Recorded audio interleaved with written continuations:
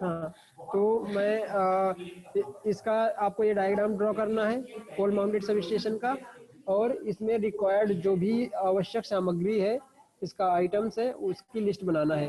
ठीक है, तो क्वेश्चन बोलता है कि पोल माउंटेड सब स्टेशन का स्ट्रक्चर बनाइए और इसमें लगने वाली आवश्यक सामग्री की लिस्ट भी प्रिपेयर कीजिए। तो आपको ये डायग्राम ड्रॉ करके लिस्ट बनाना है। मैं इसका जो आपको पीडीएफ नहीं देने वाला हूँ आवश्यक सामग्री की, मैं यहाँ पर बता दूंगा, तो आप चाहें तो खुद अभी नोट कर सकते हैं, या आप चाहें तो मैं इसका ये रिकॉर्डेड वीडियो डाल दूंगा, तो उसको बाद में नोट कर लें। ठीक है, इसका जो वीडियो रिकॉर्ड होगा मैं आपको इसकी लिंक प्रोवाइड कर दूंगा, तो आप वहाँ से भी देख के आवश्यक सामग्री की लिस्ट बना सकते हैं। ठीक है, सभी क्लियर है? Yes sir. चलिए, तो यहाँ पर आपके इसके अलग अलग आवश्यक सामग्रियाँ दिख रही है। देखो, पहले तो मैं यहाँ पर आपको दिखा देता हूँ, ये लाइटनिंग अरेस्टर यहाँ पर तीनों फेस के लिए लाइटनिंग अरेस्टर यहाँ पर लगे हुए हैं। यहाँ पर आपका फ्यूज लगा हुआ है। यहीं पर एक गैंग ऑपरेटेड स्विच भी लगा होता है, इसमें नहीं दिखाया गया है। एक गैंग ऑपरेटेड स्विच होता है जिसका हैंडल आपको शायद ये ऑपरेटिंग हैंडल फॉर आइसोलेटर, ये आइसोलेटर या गैंग ऑपरेटेड स्विच भी आप इसको बोल सकते हैं। तो यहाँ पर लगा होता है जिसका हैंडल ये दिखाया गया है। यहाँ पर 3 कंडक्टर RYB और चौथा न्यूट्रल के लिए कंडक्टर्स लगा है। यहाँ पर इसमें साइकिल टाइप इंसुलेटर लगे होते हैं, यहाँ पर इंसुलेटर लगे होते हैं। ठीक है, साइकिल टाइप। यहाँ पर MS एंगल लगा होता है जिससे ये इंसुलेटर कनेक्टेड होते हैं और इनसे वायर्स को, कंडक्टर्स को यहाँ पर खींचा जाता है। ठीक है, ये ट्रांसफार्मर है। ट्रांसफार्मर में जो इनकमिंग है वो 11 kV है। ठीक है, और जो इसकी आउटगोइंग है 400 वोल्ट है। तो 11 kV आप यहाँ से इस ये जो आपका 11 kV फीडर्स होते हैं उसके माध्यम से इसमें इनकमिंग देते हैं, और जो इसका आउटगोइंग होता है वो केबल के माध्यम से हम इन कंडक्टर्स में जो 400 वोल्ट्स के कंडक्टर्स लगे हुए हैं यहाँ पर हम उनको कनेक्ट कर देते हैं। उसके लिए आपको ट्रांसफार्मर से आउटगोइंग के लिए आपको केबल का इस्तेमाल करना, मतलब यहाँ पर आपको केबल का भी इस्तेमाल करना होगा। ठीक है, फिर इसके बाद में यहाँ पर भी आपके साइकिल इंसुलेटर का इस्तेमाल किया गया है। जो यहाँ पर लगे होते हैं ये आपके स्ट्रेन इंसुलेटर का यहाँ पर इस्तेमाल किया जाता है। ठीक है, तो और इस प्रकार से यहाँ पर MS एंगल लगा है, क्रॉस आर्म का इस्तेमाल किया गया है। तो ये इसके अलग अलग पार्ट्स होते हैं। ठीक है, यहाँ पर आपको 2 अर्थिंग इस्तेमाल करना होगा। ठीक है, कोई भी जो हमारी बड़ी मशीन्स होती हैं उनमें हम मोस्टली दो जगह से अर्थ करते हैं। ठीक है, तो यहाँ पर 2 अर्थिंग सेट का इस्तेमाल करना होगा। इसी का आपको सिंगल लाइन डायग्राम यहाँ पर ड्रॉ करके बताया गया है। ठीक है, देखो ये 11 kV की ओवरहेड लाइन है। 11 kV की ओवरहेड लाइन है, उसको फ्यूज से कनेक्ट किया गया है। फ्यूज के बाद आइसोलेटर स्विच से कनेक्ट किया गया है। फिर ट्रांसफार्मर को इनकमिंग दिया गया है। ट्रांसफार्मर का जो आउटगोइंग है उसमें हम oil circuit breaker, low tension oil circuit breaker connect कर दिए हैं। और उसके बाद में जैसे यहाँ पर ऑयल सर्किट ब्रेकर कनेक्ट कर दिया गया है, कभी भी इन केस जब कभी यहाँ पर कोई भी हमें काम करना होता है तो हम ये लाइन को ना बंद करके कई बार हम यहाँ से डिस्कनेक्ट करके इन लाइंस पे काम कर लेते हैं। ठीक है, यहाँ से हम इसको ऑफ कर देते हैं इस सर्किट ब्रेकर से। और फिर यहाँ पर जो भी रिपेयर वर्क है, कोई भी जैसे कंडक्टर कहीं से ब्रेक हो गया, कहीं कोई एबनॉर्मल कंडीशन आ गई, पेड़ गिर गया, कुछ भी ऐसी कोई भी एबनॉर्मल कंडीशन में हम इस ऑयल सर्किट ब्रेकर को ऑपरेट करके हम इनमें मरम्मत काम करते हैं। तो इसके लिए यहाँ पर एक ऑयल सर्किट ब्रेकर लगा हुआ है। लाइटनिंग अरेस्टर 11 kV के क्रॉस लगा दिया गया है। और यहाँ पर अब ट्रांसफार्मर था जो 11 kV को 440 में चेंज कर दिया ये ट्रांसफार्मर, और यहाँ पर 440 या 400 वोल्ट भी कह सकते हो। ठीक है, 400 वोल्ट में यहाँ पर कन्वर्ट करके फीडर्स के माध्यम से आउटगोइंग यहाँ पर दे दी जाती है। ठीक है, ये आपका ट्रांसफार्मर है। अच्छा, इसको बताओगे ये क्या लगा है, ये क्या है, इसको क्या बोलते हैं? क्यों, कोई बताएगा? जहां पर मेरा पॉइंटर है अभी उसको क्या बोलते हैं? इसको क्या बोलते हैं? Insulator sir. Insulator. Insulator. Transformer से जो इंसुलेटर लगे होते हैं उनका कुछ और नाम है, इसको कुछ और बोला जाता है। ये ट्रांसफार्मर से आउटगोइंग के लिए यहाँ पर लगाए गए हैं। यहाँ से आउटगोइंग होता है कंडक्टर्स, सर मतलब इनकमिंग कंडक्टर्स है। बूसिंग सर, बूसिंग। हाँ बिल्कुल, ये बुशिंग है। ये ट्रांसफार्मर के बुशिंग्स हैं। इनमें ट्रांसफार्मर इनकमिंग फीडर से जुड़े हुए हैं, इनकमिंग कंडक्टर्स जुड़े हुए हैं, और इसके बाद में इसमें से यहाँ पर दोनों साइड में होते हैं। एक तरफ इनकमिंग होता है, दूसरा साइड आप देखोगे तो आउटगोइंग के लिए भी ऐसे ही दोनों साइड में लगे होते हैं। ठीक है, इनकमिंग में आपको 3 दिखाई देंगे और आउटगोइंग में आपको 4 बुशिंग दिखाई देंगी। 3 फेस RYB और एक न्यूट्रल के लिए आपको यहाँ पर दिखाई देगा। ठीक है, ठीक है, तो मैं 1 बाय 1 लिस्ट का नाम बोल देता हूँ। और एक चीज़ आप नोट कर लो कि जो आपका जब कॉस्टिंग करोगे तो अलग अलग ट्रांसफार्मर्स का इस्तेमाल करोगे, क्योंकि उसमें बोलेगा कि आपको इतने kVA का ट्रांसफार्मर का पोल माउंटेड सब स्टेशन इंस्टॉल करना है, इसका एस्टीमेट तैयार कर कॉस्ट निकालिए। ठीक है, क्वेश्चन में इस प्रकार से जरूर एक क्वेश्चन आता है। तो इसके लिए आपको अलग अलग ट्रांसफार्मर, अलग अलग कैपेसिटी के ट्रांसफार्मर्स की आप लागत देख लीजिए कि कितना इसका कॉस्ट होता है। जैसे यदि 75 kVA का ट्रांसफार्मर है तो आप उसमें जो कॉस्ट है वो 1 से 1 लाख से 1.25 लाख तक आप उसका कॉस्ट लेंगे। ठीक है,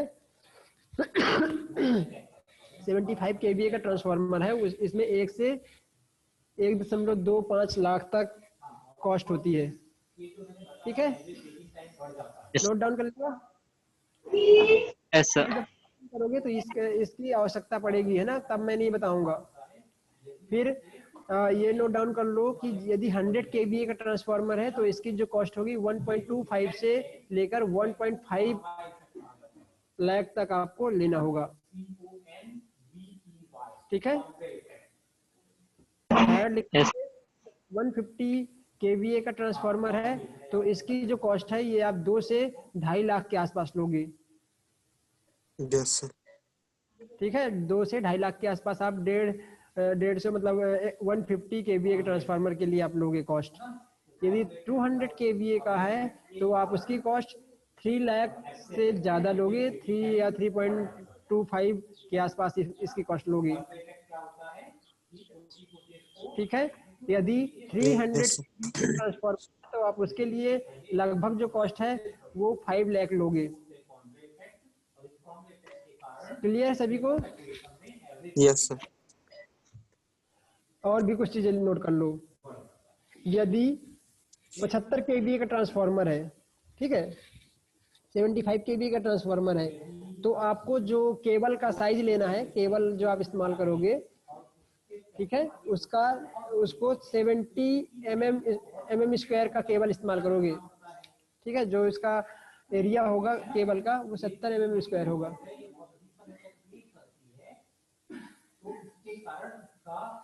ठीक है, और जो इसकी एम्पियर होगा 75 kVA के लिए ये 200 एम्पियर। फिर यदि आप 100 kVA का ट्रांसफार्मर इस्तेमाल कर रहे हो, यदि 100 kVA का ट्रांसफार्मर इस्तेमाल कर रहे हो तो उसके लिए जो करंट की वैल्यू होगी ये 225 होगी, और इसके लिए केबल का साइज 95 mm स्क्वायर का आपको इस्तेमाल करना होगा। ठीक है, नोट डाउन कर लिया? यस। ठीक है, फिर इसके बाद आप नोट करो, यदि 150 kVA का ट्रांसफार्मर इंस्टॉल कर रहे हो तो इसमें जो करंट का मान होगा लगभग 250 एम्पियर होगा, और इसके लिए जो केबल का साइज लोगे वो 120 mm स्क्वायर लोगे। ठीक है, ट्रांसफार्मर का capacity 150 kVA kilo volt ampere, current rating 250 ampere and cable size 120 mm square. Okay, yes sir. Third fourth जो भी है, फोर्थ लिख लीजिए। Transformer capacity 200 kVA, current rating 300 ampere, और इसके लिए आपको conductor size 150 mm square. Clear है इतना?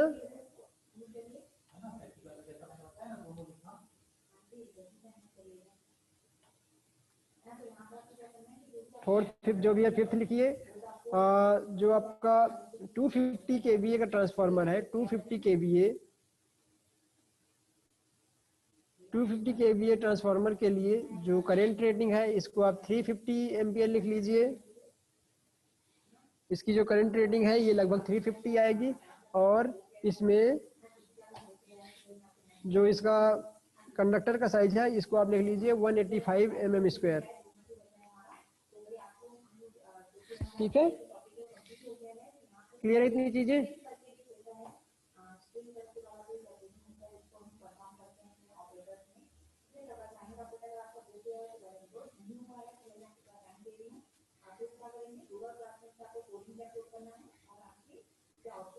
क्लियर है बेटा इतना? नोट डाउन कर लिया ना सभी ने? अरे बताओ फटाफट तो आगे बढ़े। Yes sir.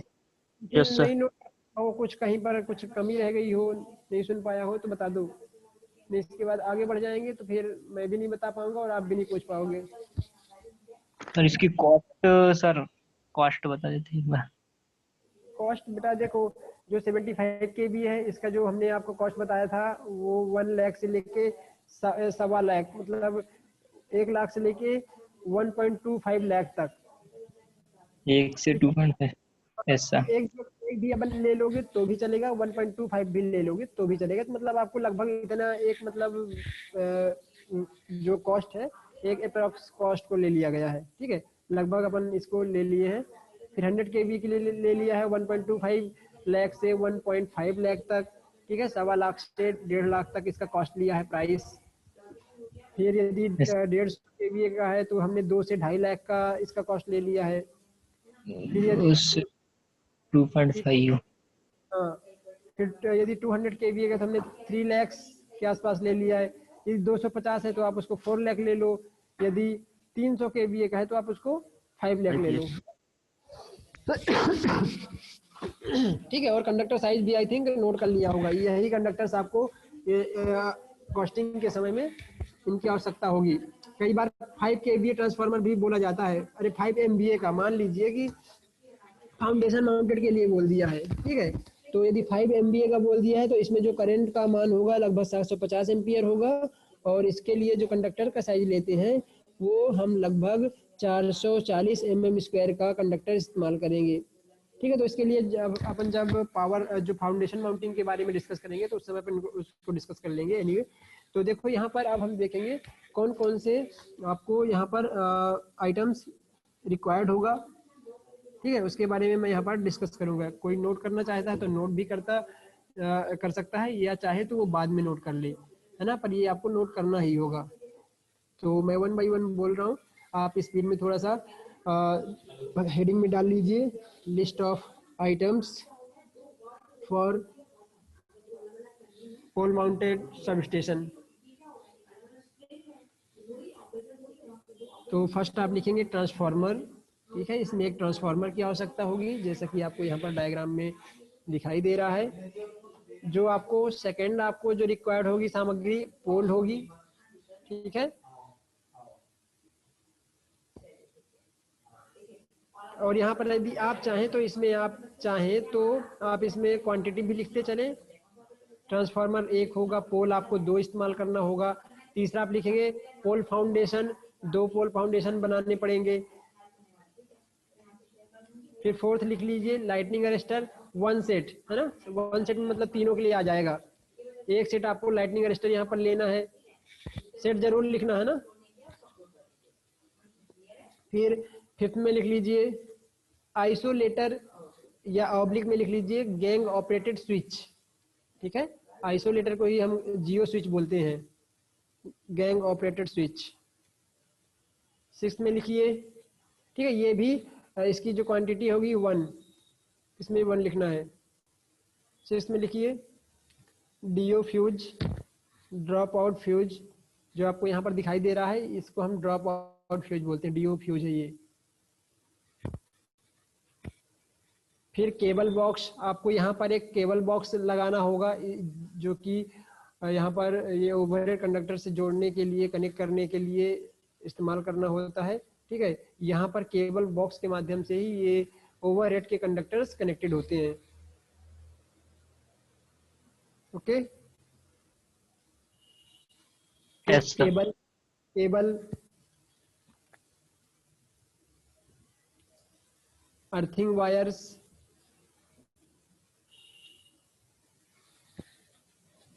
ACSR conductor, aluminium conductor, steel reinforced ACSR conductor, earthing set,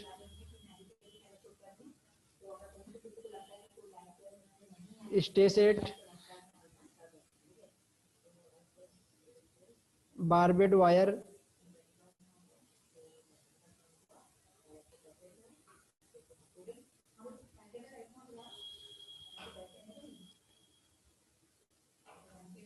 phase plate,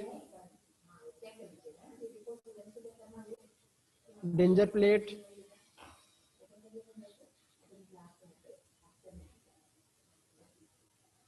binding wire,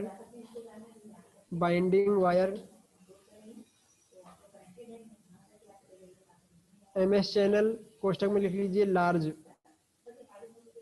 MS channel कोष्टक में लिखेंगे लार्ज,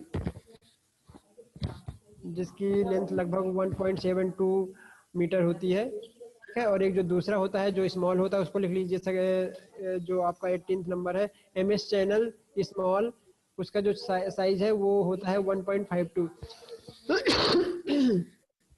ठीक है, तो ये अलग अलग यहाँ पर MS चैनल्स का साइज के साथ में बताया गया है।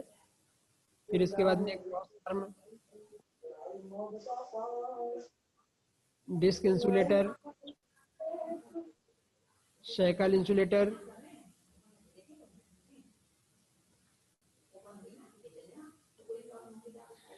लाइटिंग, जैसे लाइटिंग अब हमको जैसे रात नाइट वाइट में भी काम करना है, कभी फॉल्ट आ गया, कोई प्रॉब्लम हो गई, तो उसके लिए हम लाइटिंग की भी यहाँ पर व्यवस्था करते हैं, तो लाइटिंग भी यहाँ पर इसमें ऐड कीजिए। और लास्ट में लिखिए civil engineering material, civil engineering material. ठीक है, तो ये आपके रिक्वायर्ड्स आइटम्स हैं जो आपको पोल माउंटेड सब स्टेशन में यूज करना होगा।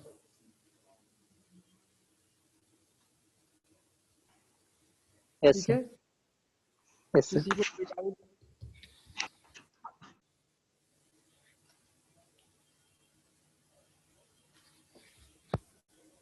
ठीक है, तो है ना, क्लास एंड करते हैं। Yes sir. Yes.